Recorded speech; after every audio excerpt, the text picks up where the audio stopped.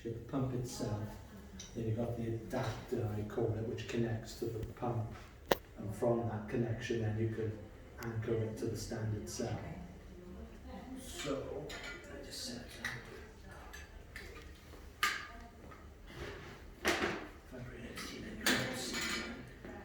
So usually this is connected anyway, but the way I teach patients, okay, you've got the little screw end here, and it just marries up to this port here, okay? You want it parallel, you don't want it upright. The reason being is when it's connected, obviously if it's the wrong way, you're not going to fit it onto the stand itself. So very simple with this circular grey adapter here. And you want that fairly tight. And you'll feel it, sort of like when you do a screwdriver, it just feels it catches there. Easy as that, that's the first part. Next part then would be connecting to the stand itself. So you just come around to the side, releasing that screw here, and then just popping it on. Okay, simple as that. These machines, you can charge them for 6 hours, and then the battery life is 24 hours. So what I say to patients, especially the patients I teach because they go home, is that during the night they don't want to be faffing around with taking plugs out. They can easily charge it for 6 hours, last 24, they can just go to the toilet without messing around with plugs. So just remember, 6 hour charge, 24-hour battery life. Be mindful, and I'm trying not to teach you the seconds, but you'll be amazed what patients do as well, is make sure you marry the adapter, the connector, appropriately, because you'll be amazed how many people try and push it in the wrong way. Okay, so just make sure the shape matches the shape of the adapter, okay? So that's that part. Next part then, you've got the giving set itself. Now, I wear gloves, I tell patients to wash hands as well, obviously they don't have gloves at home. What you need to do, you've got the sort of jagged edge here, you just tear down the rag.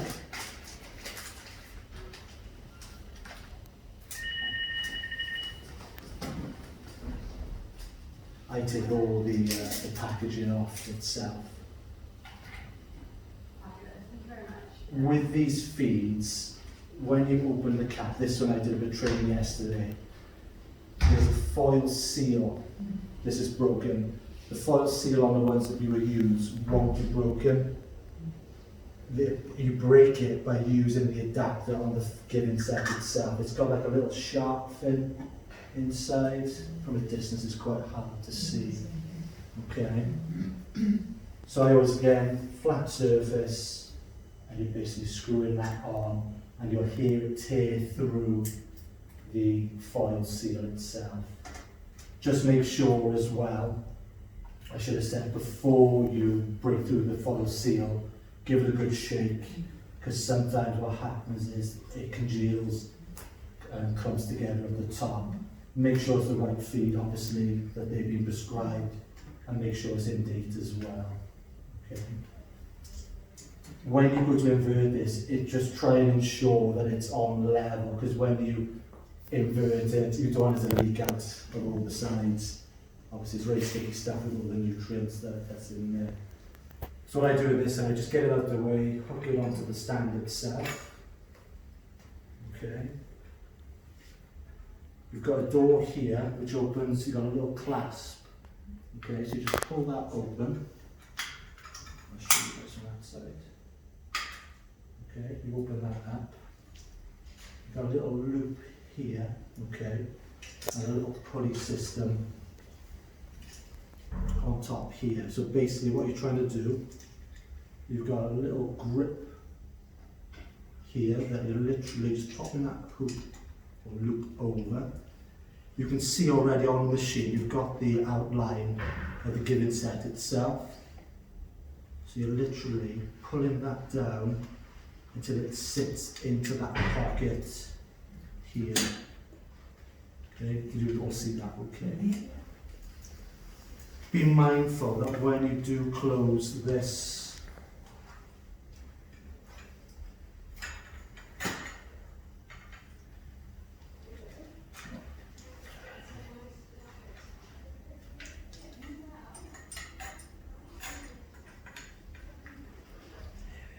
just be mindful that when you close this door, it's got a gap here that you don't jam the feed in the giving set in on that line, obviously because you'll have an occlusion then of that line. Okay.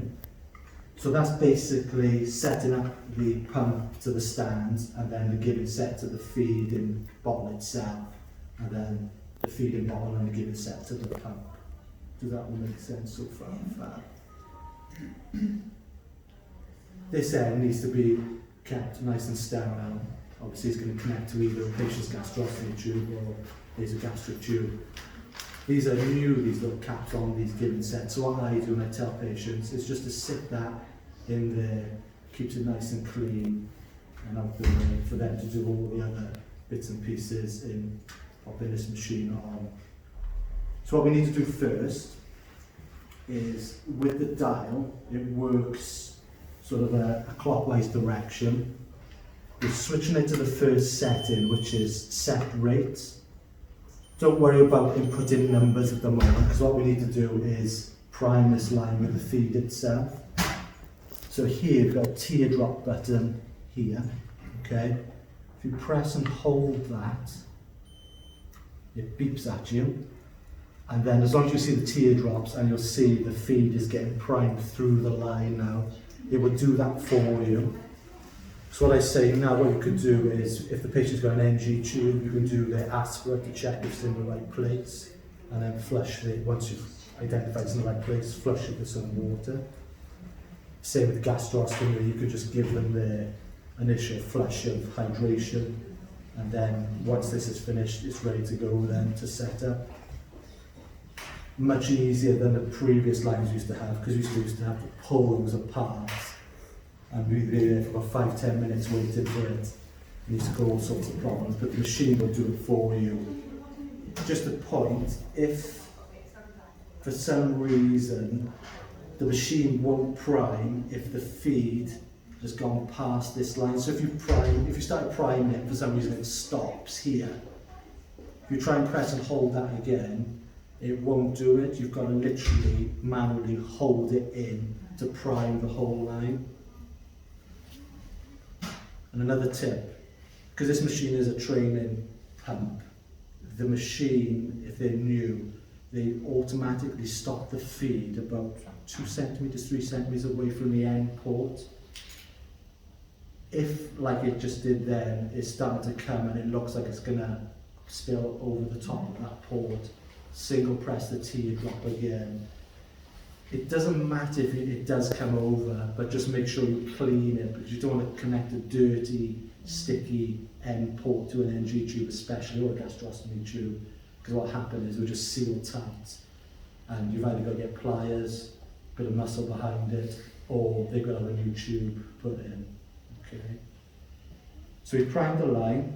So next thing we need to do now is input the feeding regime. So the dietitians will do a feeding regime, which is a build-up over 3 days, because they can't go straight in at their full required amounts, calorie amount that they require. So day one is normally, off the top of my head, 500 mils of feed over 50 mils an hour, which is a 10-hour feed.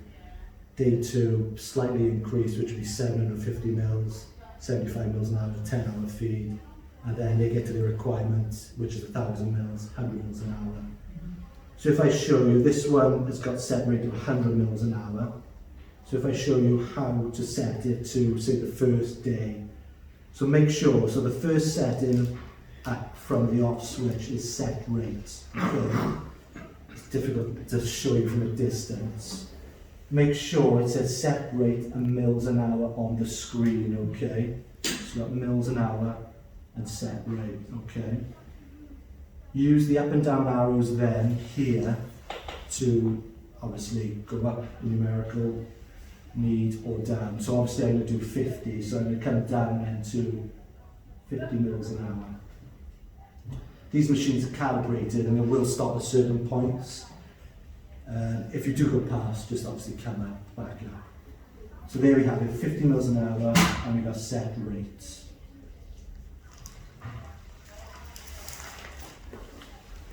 Next one then we got the set dose, okay, so that's the total volume of feed that's going to be infused. So as with the mils an hour, we just need to use the up and down arrows to get to what value we need. So that comes down to 500.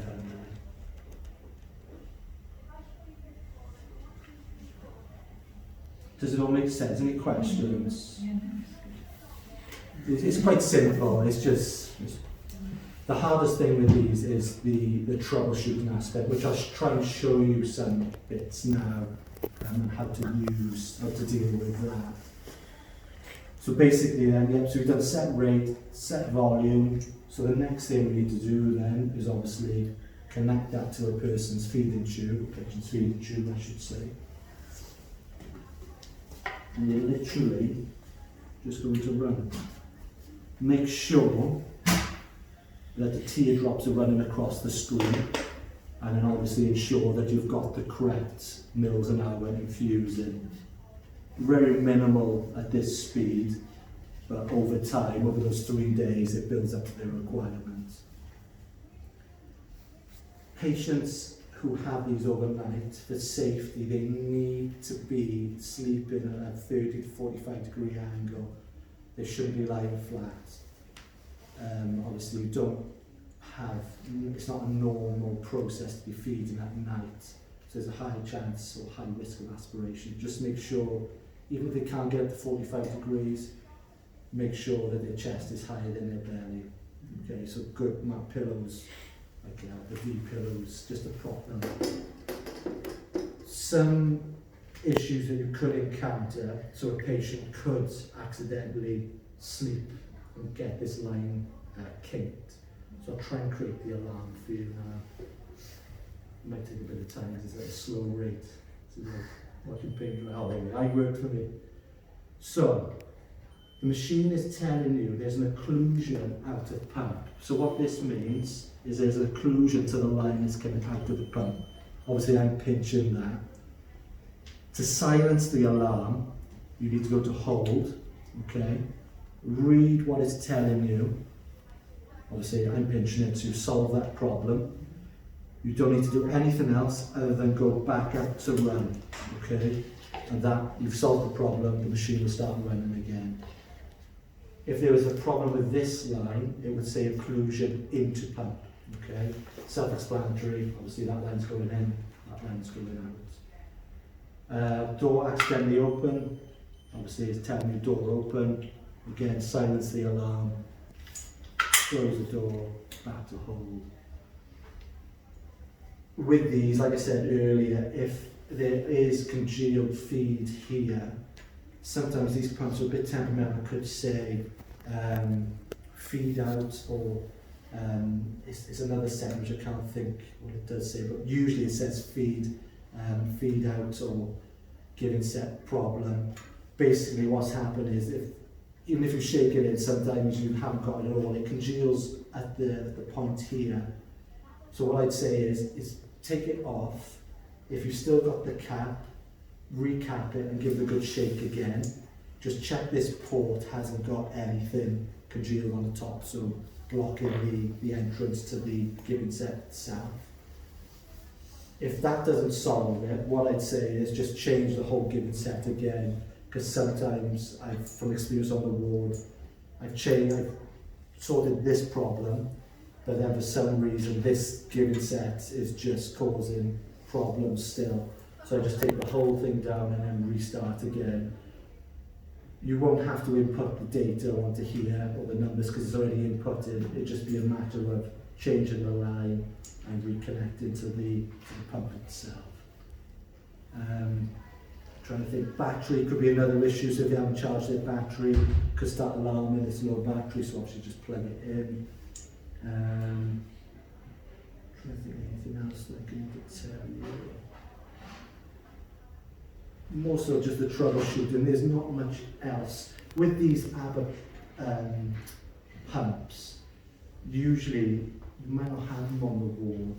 If you can get hold of them, within each box that they come in, there is a good pictorial guide, and it goes from everything from setup, preparation, equipment, and then at the end of this booklet it's got an array of alarm codes and the solution for it as well. So it's a good little book to have. It's something I have on the unit and I go through with the patients. So if you can get hold of one, I say it's a great little tool to have. But that's about it. It's nothing really rocket science about it. Very simple. It's just getting used to using it. And the hardest thing is just the troubleshooting aspect with them. When the feed completes, obviously the alarm saying dose done, feed complete.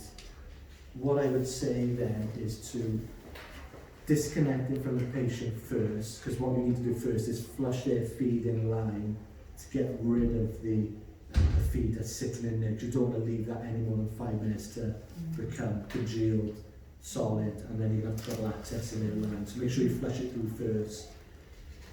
Again, when you disconnect this, make sure I put on hold now. So yeah, when you disconnect this, then I always stick this back in here just to keep everything clean. Okay.